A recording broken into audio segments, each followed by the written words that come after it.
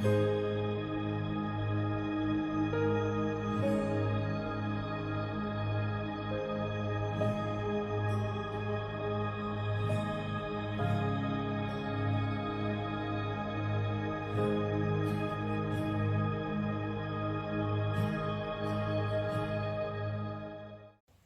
noite, meus irmãos e amigos que nos acompanham no nosso canal do YouTube, canal da Congregação Batista Independente em Bonfim Paulista. Ainda somos uma congregação, porque estamos plantando uma igreja aqui nesse distrito, para a honra e glória do Senhor Jesus Cristo. Uma igreja batista, bíblica, cristocêntrica. Nos ajude orando por nós, por favor, que Deus salve pessoas nesse local. E também nos ajude enviando essa mensagem, esse estudo para seus contatos. Se você ainda não se inscreveu no nosso canal, faça isso, ative o sininho, enfim, nos ajude a ser luz para esse mundo de trevas. Hoje nós vamos estudar Tiago capítulo 5, do versículo 7 ao 12. E eu estou trazendo essa mensagem para vocês com o título Julgamentos de Deus. Logo de início, aproveitando o título da mensagem, eu quero declarar que o cristão verdadeiro, e portanto alguém regenerado, habitado pelo Espírito Santo, jamais será julgado com relação à sua salvação.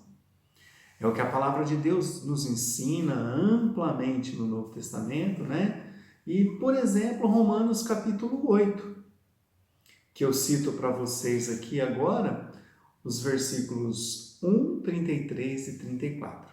Vejam só o que diz a palavra de Deus. Portanto, agora nenhuma condenação há para os que estão em Cristo Jesus, que não andam segundo a carne, mas segundo o Espírito. Quem intentará acusação contra os escolhidos de Deus? É Deus quem os justifica. Quem é que condena? Pois é Cristo quem morreu, ou antes quem ressuscitou dentre os mortos, o qual está à direita de Deus e também intercede por nós. Entretanto, irmãos, embora o cristão, a pessoa que é salva pelo sangue de Cristo, nunca, jamais será julgado em relação à sua salvação, porque o julgamento já ocorreu lá na cruz do Calvário, a pena da sentença foi paga por Jesus na cruz, então o crente não passa por julgamento com relação à salvação. Nós veremos hoje que as obras de todo cristão serão julgadas para receber prêmios ou para perder as recompensas lá no céu, É isso que nós já vamos ver daqui a pouquinho. Eu relembro para você a mensagem que está aí no canal, a última mensagem, o início do capítulo 5 de Tiago.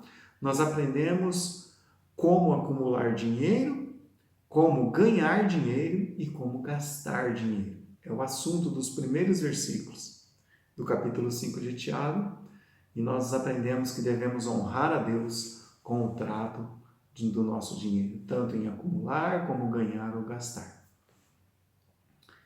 No dia de hoje eu estou trazendo para você a seguinte proposição: todo homem deve viver com a expectativa dos julgamentos de Deus. Quais os julgamentos que Deus exerce sobre os homens? No estudo de hoje aprenderemos sobre os julgamentos de Deus que virão sobre todos os homens que Ele criou. Em primeiro lugar, eu aponto para você o tribunal de Cristo. Vamos começar lendo Tiago, capítulo 5, de 7 a 8. Vejam só o que o meio-irmão do Senhor Jesus Cristo, inspirado por Deus, nos diz. Sede, pois, irmãos, pacientes, até a vinda do Senhor. Eis que o lavrador espera o precioso fruto da terra, aguardando-o com paciência, até que receba a chuva temporã e serôdia. Sede vós também pacientes e fortalecei os vossos corações, porque já a vinda do Senhor está próxima. Então, Tiago aqui, ele nos ensina que devemos ser pacientes para receber a nossa recompensa. Assim como um lavrador, um agricultor, quando ele planta, ele deve ter paciência. Paciência primeiro porque tanto a germinação, seja qual for a planta que for, assim como o desenvolvimento da planta, até a formação dos grãos, nada depende do agricultor. Tudo depende de Deus, assim como a salvação de uma pessoa. A regeneração é o convencimento do Espírito Santo e o processo de santificação é pela graça do Senhor Deus, né? Obviamente, o cristão deve perseverar, deve semear para o Espírito, como nós vamos ver aqui ainda hoje, para receber a sua recompensa, que será quando Jesus Cristo voltar. O primeiro evento escatológico que a Bíblia nos ensina é o arrebatamento da igreja. Jesus Cristo virá nas nuvens, arrebatará a sua igreja, né? E aí lá no céu vai ter o julgamento das obras dos crentes, como eu já disse. Não um julgamento de salvação, é um julgamento para recebimento de galardões, de prêmios ou perda desses galardões. Vamos ver isso na Bíblia?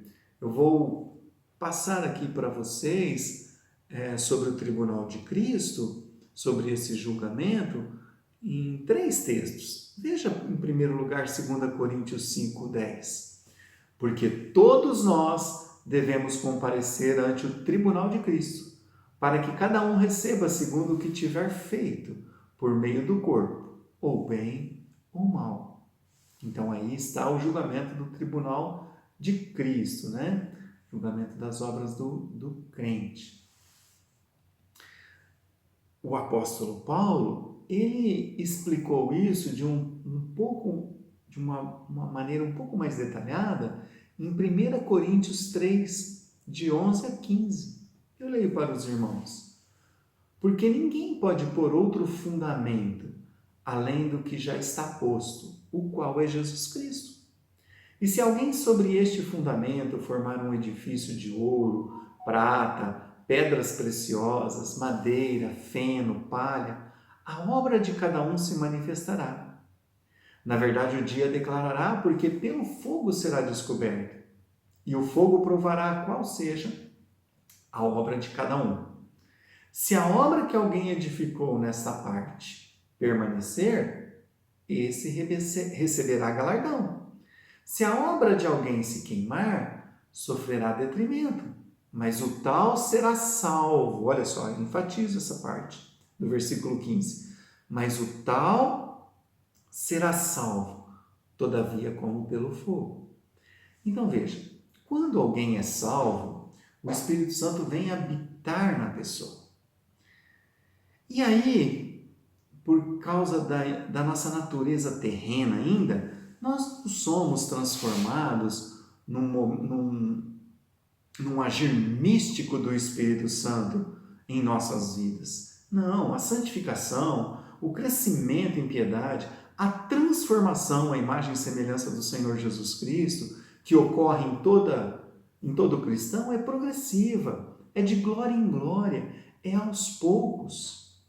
E por causa da nossa natureza terrena, todos nós, crentes no Senhor Jesus, não nos tornamos perfeitos imediatamente à salvação. E às vezes nós podemos fazer obras, até religiosas, mas que não são aprovadas por nosso Deus. Por exemplo, quando alguém faz algo religiosamente, pensando em sua própria glória, um cântico, uma pregação, seja lá o que for. Se você está querendo glória, receber alguma coisa em troca, essa não é uma obra que agrada ao nosso Deus. No exemplo que Paulo citou aqui, é madeira, é feno, é palha. Ou seja, vai se queimar no tribunal de Cristo. Você não vai receber galardão ou galardões por essas obras feitas na carne, sem o objetivo, sem o propósito de glorificar a Deus. Por um outro lado, meus irmãos, tudo aquilo que nós fizermos aqui, com um coração puro, com o objetivo em nosso coração, em nosso interior, de agradar o nosso Deus, o Senhor Jesus Cristo, tudo aquilo que nós fizermos, com o coração propositado em glorificar ao Senhor Jesus Cristo, será uma obra de ouro, de prata e pedra preciosa, que será acumulada lá no céu. São as recompensas, o estilo figurado de Paulo falar, que nós receberemos a nossa recompensa lá no céu. Você que é um crente no Senhor Jesus, nada daquilo que você fizer vai ser perdido. O seu tempo de oração, de intercessão em favor de homens de Deus, em favor do povo de Deus, o seu trabalho de evangelismo, as suas ofertas, o seu desejo de investir em missões, tudo isso, quando feito com um coração puro, Deus vai recompensar o cristão. E no versículo 15, eu enfatizei aqui no momento que eu li, nós vemos que esse julgamento das obras dos crentes não é para que ele, porventura, venha a perder a salvação. Mesmo porque não existe perda de salvação. A salvação que o Senhor Deus nos dá é eterna, é vida eterna. Porque, conforme lá em 1 Pedro 1,5, nós somos guardados pelo poder de Deus. O Espírito Santo é nossa garantia, nosso penhor que habita em nós para termos vida eterna. Então a Bíblia é bem clara em assegurar isso, que ninguém perde a salvação.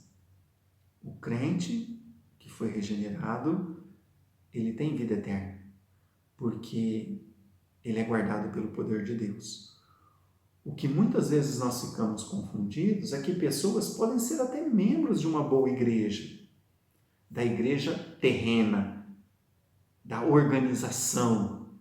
Pode servir ali por anos de forma religiosa, mas ainda assim essa pessoa é perdida. Em determinado momento da vida, ela ama o mundo e volta para o mundo. Mas quem é salvo, jamais perde a salvação.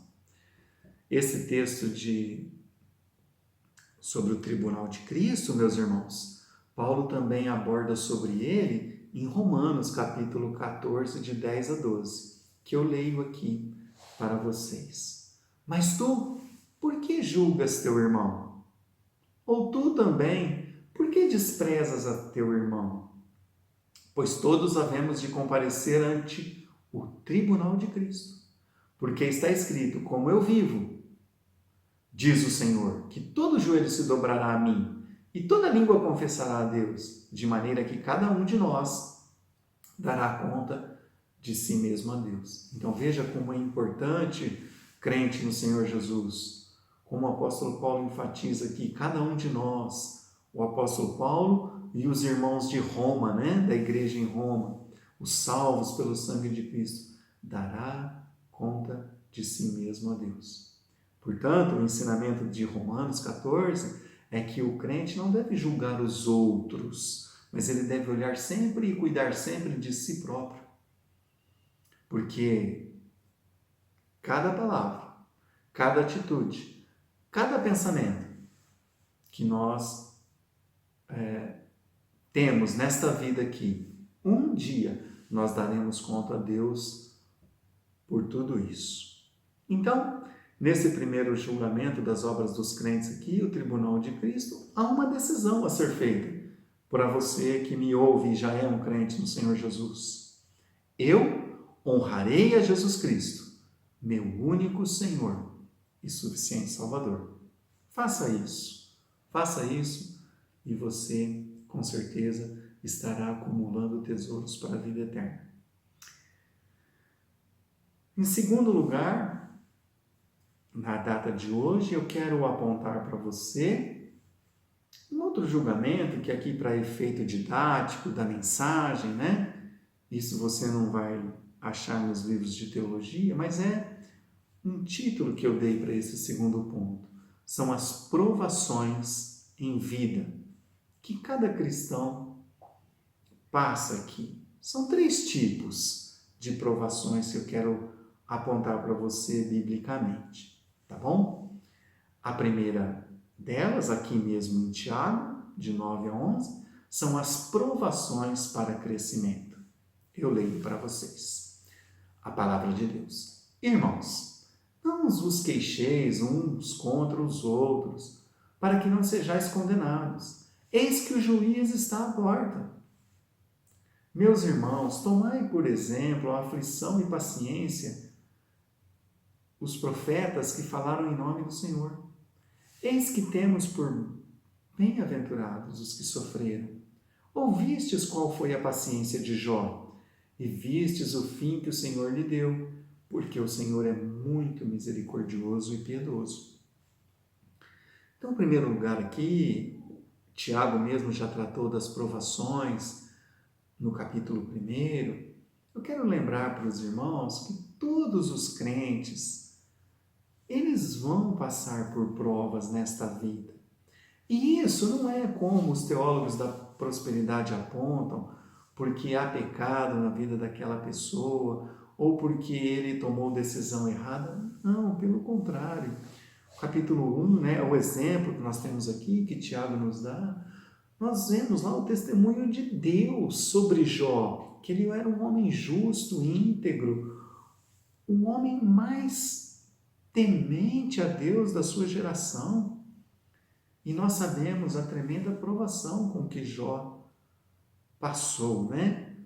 E Deus tinha um propósito nisso, um propósito na vida de Jó, de Jó ter mais intimidade com o Criador, mas também um propósito, creio eu, que é até maior, de nos deixar esse precioso livro para o povo de Deus, para o mundo, né? Esse livro inspirado, o precioso livro de Jó para toda a humanidade, que nos dá tanto ensinamento. Então, não julgue pessoas quando elas estão passando provas, seja um fracasso financeiro, seja uma doença, seja uma outra prova qualquer na família. Não julgue, não critique, não queixe o outro irmão, porque os crentes são sujeitos a provas para crescimento. Essa é a maneira que Deus tem de trabalhar no caráter de seus filhos, para que cada um de nós, assim como o ouro é purificado no fogo, nós também, crentes no Senhor Jesus, possamos ser purificados e crescer em santidade e nos tornar mais parecidos com o Senhor Jesus. Essa é a finalidade das provas na vida do cristão. Mas lembre-se, né, que o nosso Deus é misericordioso. E isso significa que Ele, muitas vezes, quando confessamos os nossos pecados, quando nós confiamos em Deus, quando nós nos arrependemos e quando é da vontade de Deus, o castigo que deveria vir sobre nós não vem, porque nos arrependemos, porque confessamos e porque Deus é misericordioso. Ele não nos dá o castigo que nós merecemos. A prova disso é o lago de fogo. Eu mereço o lago de fogo, mas porque Deus é misericordioso, Ele não me dá esse lugar de condenação. Glória a Deus por isso. Mas, em segundo lugar, como provações da vida, eu quero mostrar para você que o crente também está sujeito à disciplina dos filhos. Vejam Hebreus 12, de 5 a 8. E já vos esquecestes da exortação que argumenta convosco como filhos? Filho meu, não desprezes a correção do Senhor, e não desmaies quando for por ele fores repreendido, porque o Senhor corrige o que ama e açoita qualquer que recebe por filho. Se suportais a correção, Deus vos trata como filhos. Porque que filho há a quem o pai não corrija? Mas se estáis sem disciplina, da qual todos são feitos participantes, sois então bastardos e não filhos. A Bíblia é muito clara. O crente, o cristão, habitado pelo Espírito Santo, salvo pelo sangue de Cristo, quando ele se desvia da vontade de Deus, quando ele toma um caminho errado, o Pai, Deus, o Criador, irá disciplinar seu filho, corrigir, com vara, com açoite. É a linguagem utilizada pelo autor de Hebreus aqui. Para que o crente, então, volte ao caminho de Deus.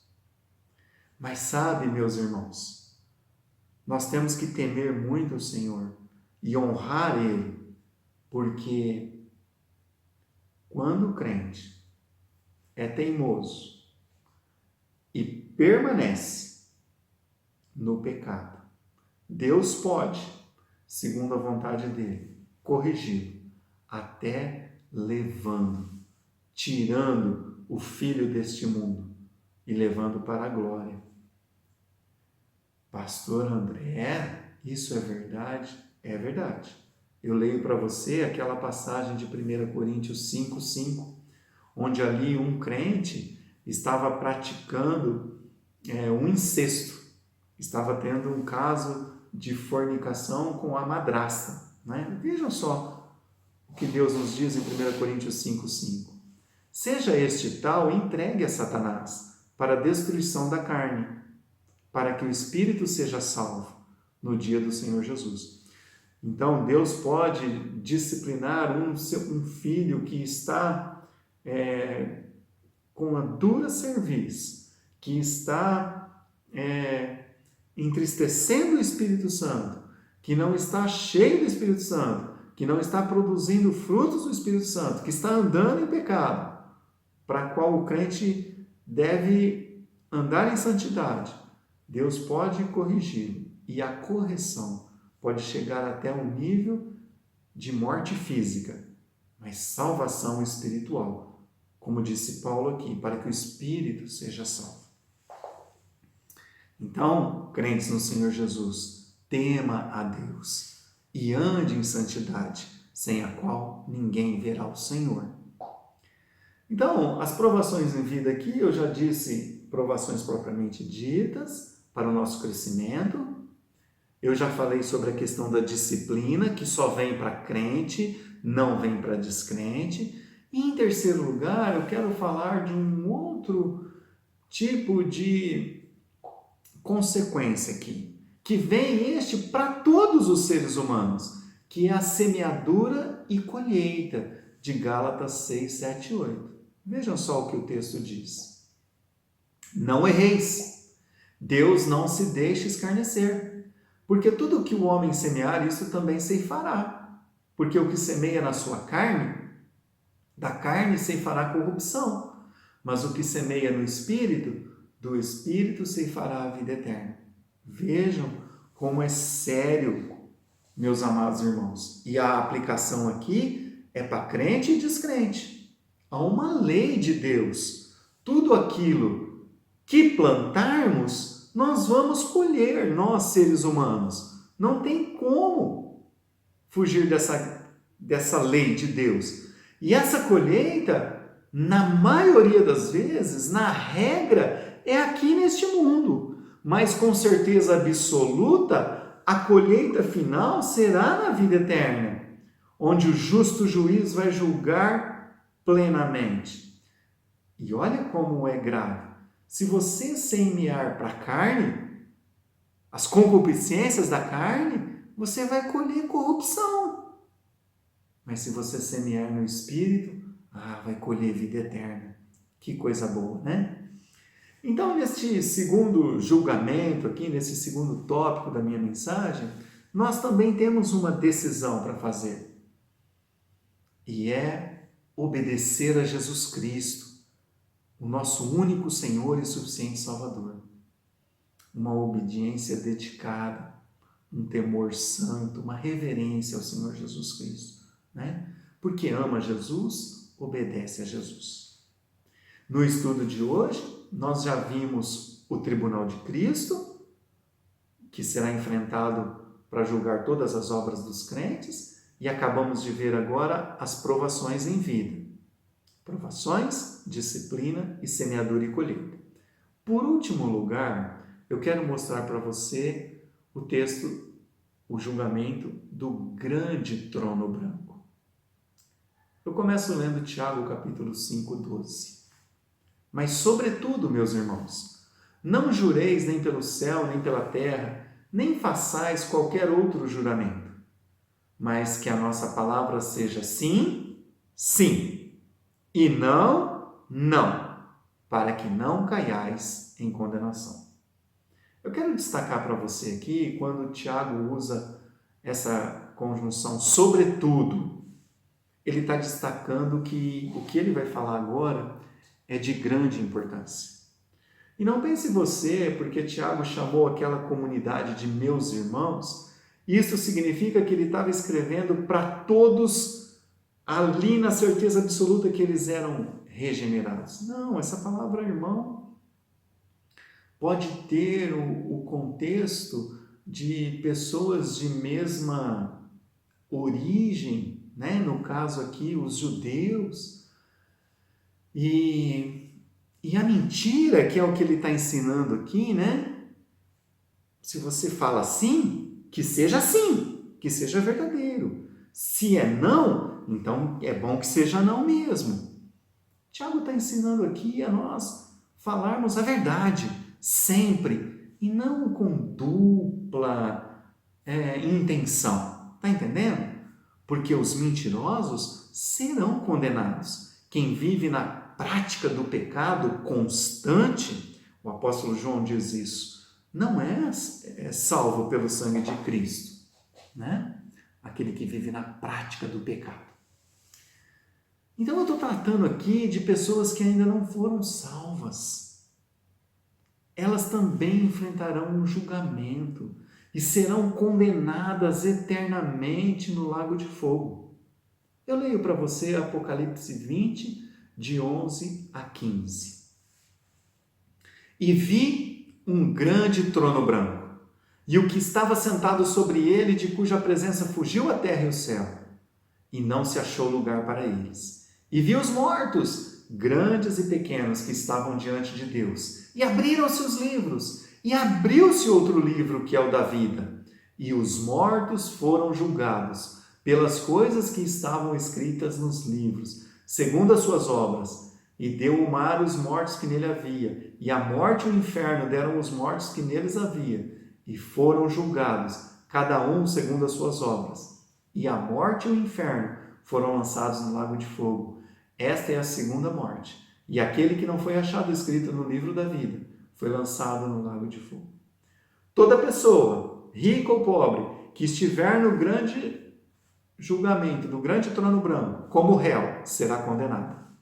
Será lançada no lago de fogo, porque obras não salvam. Esse é o ensino das Escrituras. E a condenação que a Bíblia nos ensina é eterna. Então, como o Tiago iniciou esse assunto sobre sobretudo, é porque é um assunto de extrema importância. E você que me ouve, se você não tem certeza de salvação, olha, eu quero dizer para você que Jesus Cristo salva o pecador. E a salvação do Senhor Jesus Cristo é baseada na morte dele. Ele morreu voluntariamente para pagar os seus pecados, mas ele ressuscitou porque é todo santo e vive e tem poder para salvar todo aquele que o invocar para ter vida eterna. Então, meu amado, se você que me ouve está sendo convencido aí pelo Espírito Santo que não tem vida eterna, dobre o seu joelho, se arrependa dos seus pecados, creia na obra que Jesus Cristo fez por você lá na cruz e peça a Ele, e implore a Ele, e clame a Ele para te dar vida eterna e te livrar do lago de fogo, porque Ele é Deus vivo e poderoso para salvar todo aquele que buscá-lo. Jesus Cristo pode. Ele é o único caminho, a verdade e a vida. A palavra de Deus diz assim: porque Deus amou o mundo de tal maneira que deu seu Filho unigênito, para que todo aquele que nele crê não pereça, mas tenha a vida eterna. Você, arrependendo-se dos seus pecados, confiando em Jesus Cristo, invocando a Jesus Cristo, tem a promessa de se tornar filho de Deus. Mas todos quantos o receberem, deu-lhes o poder de serem feitos filhos de Deus, aos que creem no seu nome. Então, o julgamento final, o julgamento do grande trono branco, é um julgamento que todo perdido vai estar lá, sendo julgado e condenado e lançado no lago de fogo, porque recusou a graça do Senhor nosso Deus. Então, decida, você que me ouve que ainda não é crente, eu receberei a Jesus Cristo como meu único Senhor e suficiente Salvador. Você não precisa de mais nada para ter vida eterna, somente Jesus Cristo, o Salvador. No estudo de hoje, nós aprendemos sobre 3 julgamentos. Eu comecei com o tribunal de Cristo para os cristãos. Decida, crente no Senhor Jesus, a partir de hoje, eu honrarei a Jesus Cristo, meu único Senhor e suficiente Salvador, em meus pensamentos, em minhas atitudes e em minha fala. Nós vimos as provações em vida. O crente passa por provação, o crente pode ser disciplinado por Deus quando está andando no pecado, e todos os homens estão sujeitos à lei da semeadura e colheita. Decida, eu obedecerei a Jesus Cristo, meu único Senhor e suficiente Salvador. E agora, brevemente, eu acabei de citar para você o julgamento da condenação, o grande trono branco. E para você escapar desse julgamento, só tem uma maneira. Decida, eu receberei a Jesus Cristo como meu único Senhor e suficiente Salvador. Que o Espírito Santo, nosso Deus, possa convencer cada um que me ouve do Evangelho do Senhor Jesus Cristo no dia de hoje aqui exposto, e que ele possa te convencer do pecado, da justiça e do juízo de Deus. Que o Senhor nosso Deus nos abençoe, que a graça e a paz do Senhor Jesus Cristo seja com todos vocês. Amém.